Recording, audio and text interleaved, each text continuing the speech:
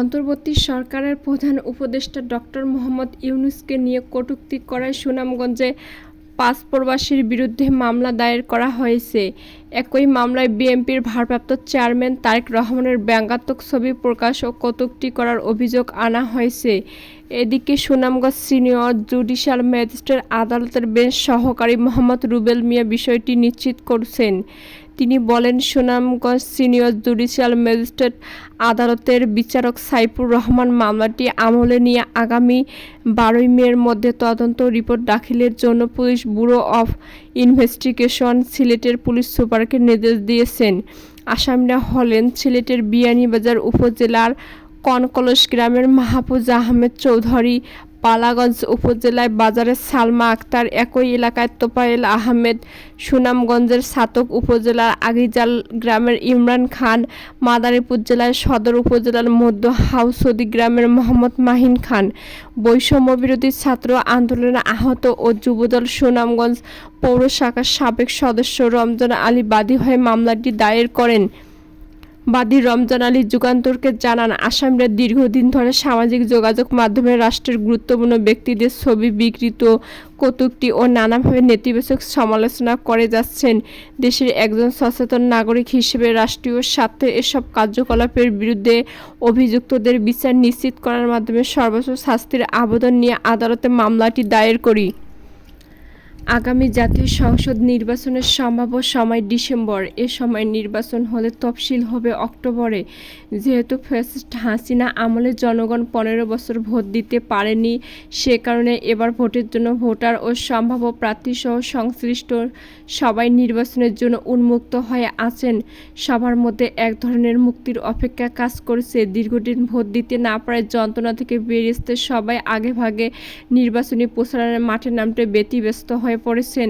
এছাড়া আসন্ন নির্বাচনে ভোটারই যেহেতু বড় ফ্যাক্টর, সেজন্য সম্ভাব্য প্রার্থীরা ভোটারদের হৃদয় জয় করে দলের কাছে নিজের মনোনয়ন নিশ্চিত করতে বেশি তৎপর। এজন্য এলাকায় নানা কর্মসূচি অব্যাহত রেখে নিজের অবস্থান জানান দিচ্ছেন। ৩০০ আসনের সম্ভাব্য প্রার্থীর তালিকা ঠিক করতে কয়েকটি টিম নিয়ে কাজ করতে অন্যতম বড় দল বিএনপি।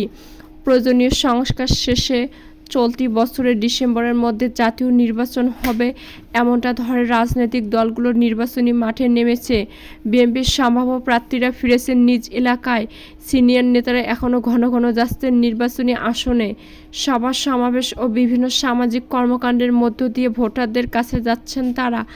আজ থেকে ৬৭টি সাংগঠনিক জেলায় ধারাবাহিকভাবে সমাবেশ শুরু করছে বিএনপি। এরপর মহানগর ও বিভাগীয় শহরে সমাবেশ করবে। এসব সমাবেশের মূল উদ্দেশ্য জাতীয় নির্বাচনের ঢেউ তোলা। একই সঙ্গে সম্ভাব্য প্রার্থীদের নানা বার্তা দেবে এসব সমাবেশের মাধ্যমে। অন্যদিকে ৩০০ আসনে প্রার্থী দিয়ে ভোট যুদ্ধে অংশ নিতে চায় জামায়াতে ইসলামী। এর মধ্যে ৭৯ আসনের সম্ভাব্য প্রার্থীর নাম ঘোষণা করেছে। কেন্দ্রের গাইডলাইন অনুযায়ী সম্ভাব্য প্রার্থীর নিজ নিজ আসনের নানা কৌশলে গণসংযোগ ও প্রচার চালাচ্ছেন। বিভিন্ন জেলা উপজেলায় নিয়মিত কর্মী সভায় যোগ দিচ্ছেন দলটির কেন্দ্রীয় নেতারা।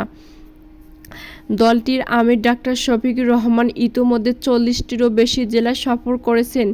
সব আসনের সম্ভাব্য প্রার্থী ঠিক করেছে ইসলামী আন্দোলন বাংলাদেশ। একই চিন্তা এবি পার্টির। একইভাবে ৩০০ আসনে দলীয় প্রার্থী মনোনয়নের বিষয়ে আনুষ্ঠানিকভাবে একমত হয়েছে গণ অধিকার পরিষদ।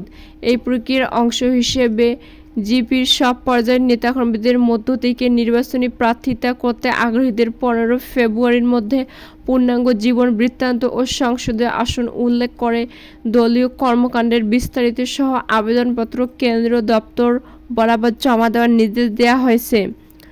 নির্বাচনী লড়াইয়ে মাঠে নামতে বসেন এই ডান, বাম ও ইসলামী দলগুলো। আপাতত নিজ নিজ দলীয় ভাবনা বাস্তবায়নে মনোযোগ দিচ্ছে বিএনপি, জামায়াতে ইসলামী সহ রাজনৈতিক দলগুলো। নির্বাচনের তফসিল ঘোষণা হলে জোট নাকি সমঝোতা সে বিষয়ে চূড়ান্ত সিদ্ধান্ত নেবে দলগুলো। তবে আওয়ামী লীগ নেতৃত্বাধীন ১৪ দল ও বিগত দিনে ওই সরকারে যুক্ত রাজনৈতিক দলগুলোর সঙ্গে জোট বা সমঝোতার কোনো চিন্তা নেই বিএনপি ও জামায়াতের। এ দুদল ফ্যাসিবাদী বিরোধী আন্দোলনে যুক্ত রাজনৈতিক দলগুলোর মধ্যে সম্পর্ক বাড়িয়েছে। বিএনপি ও জামায়াতের একাধিক নেতা জানান, আগামী নির্বাচনে জোট গঠন নিয়ে তারা বিভিন্ন দলের সঙ্গে আলোচনা চালিয়ে যাচ্ছেন। জোট অথবা মঞ্চ যে কোনো নামে তা গঠন হতে পারে। সেক্ষেত্রে জামায়াত চেষ্টা করছে একটি আসনে ইসলামী দলগুলোর একজন প্রার্থী থাকবে। আবার বিএনপির তৎপরতা 2018 সালের স্টাইলে মিত্রদের ধানের শীষ প্রতীক নিয়ে ভোটে অংশ নেওয়া। তবে রাজনীতিতে শেষ বলে কিছু নেই জানিয়ে দলগুলোর নেতারা বলেন, এখন যে যার মতো তৎপরতা চালাচ্ছেন, নির্বাচনের তফসিল ঘোষণা হলেই অনেক চিত্রই পাল্টে যাবে। এমনও হতে পারে বিএনপি জামায়াত ছাত্র নেতাদের নতুন দলসহ মিত্ররা একসঙ্গে থাকবে। সবকিছু নির্ভর করবে আওয়ামী লীগের ভোটে না আসার উপর। জানতে চাইলে বিএনপির মহাসচিব মির্জা ফখরুল ইসলাম আলমগীর যুগান্তরকে বলেন, গত 15 বছর ধরে মানুষ ভোট দিতে পারেনি।